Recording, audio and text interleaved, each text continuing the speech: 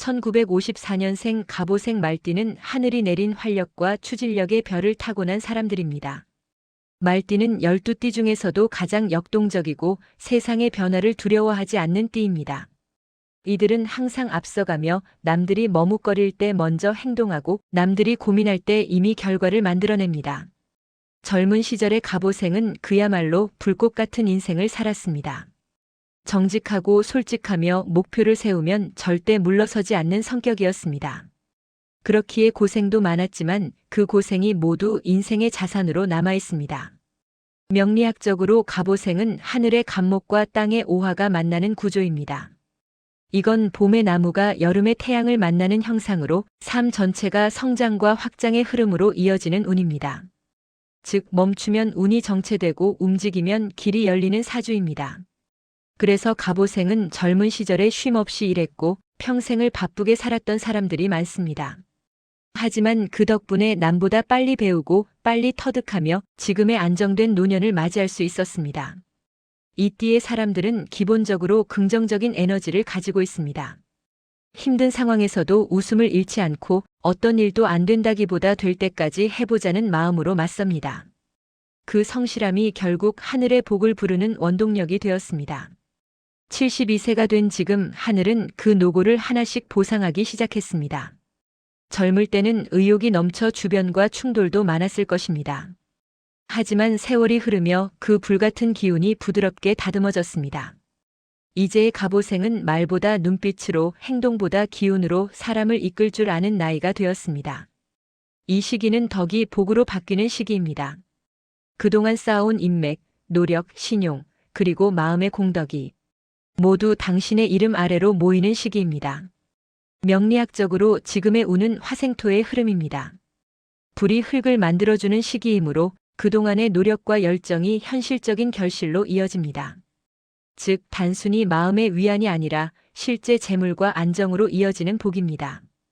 이 운에서는 불필요한 집착이나 불안을 내려놓는 것이 중요합니다. 욕심을 버리는 순간 막혀있던 복이 다시 흐르기 시작합니다. 말띠는 기본적으로 명예의 별을 타고났습니다.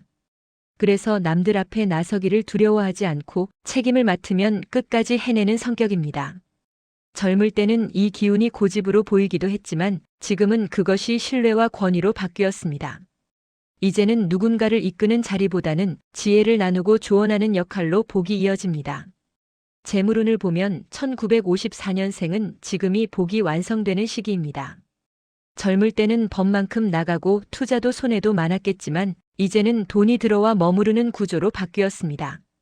이건 명리학에서 말하는 정제의 고정기운입니다. 흩어지던 돈이 모이고 불안하던 재정이 안정됩니다. 집이나 토지, 계약, 상속, 정리, 매매 등과 관련된 일에서 좋은 결과를 얻을 수 있는 시기이기도 합니다.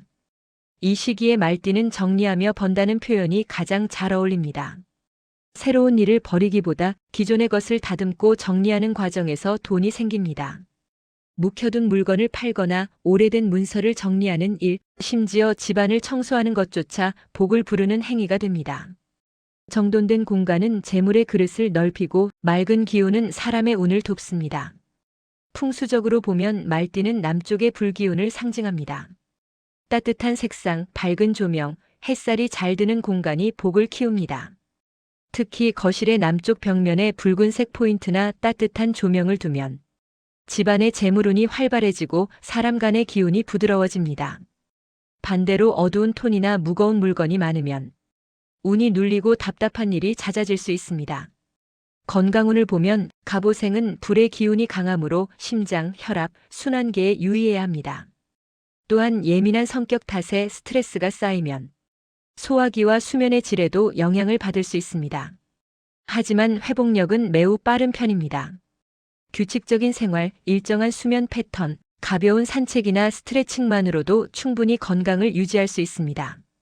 특히 아침 햇살을 받으며 걷는 것은 말띠에게 최고의 복운을 부르는 습관입니다. 가정운을 보면 지금은 화합과 기쁨의 운이 들어와 있습니다.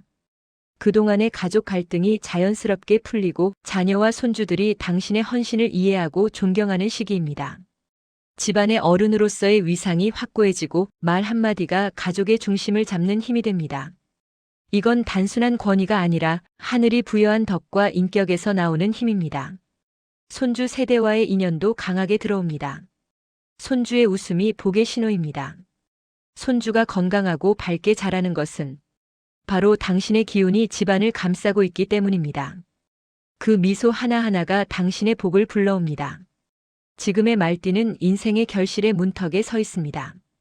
인생의 초반은 질풍노도였고 중년은 투지와 열정으로 채워졌으며 이제는 여유와 평화의 시기로 접어들었습니다.